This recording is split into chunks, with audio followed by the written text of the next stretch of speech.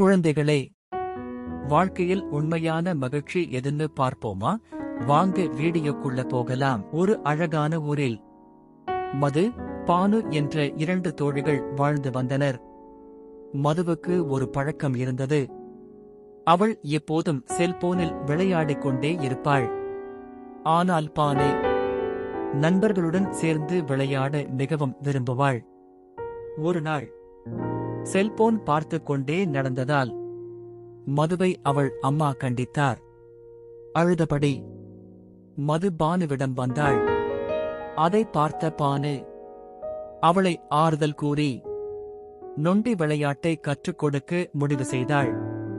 முதலில் தயங்கிய மது பின்னர் ஒரே காலில் தாவி தாவி விளையாட ஆரம்பித்தாள்.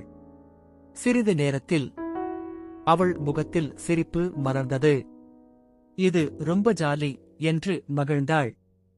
அவளுடைய தோழிகள் எவ்வாறு விளையாடுவது, அதற்கான கட்டுப்பாடுகள் என்ன என்பது பற்றி தெளிவாக சொல்லிக் கொடுத்தனர். அவளும் கேட்டுக்கொண்டு ரொம்ப சந்தோஷமாக விளையாடினாள். அந்த நாளிலிருந்து மது செல்போனை விட்டு நண்பர்களுடன் விளையாட ஆரம்பித்தாள். அவருடைய அம்மாவிடம் சென்று தனது சந்தோஷத்தை பகிர்ந்து கொண்டாள்.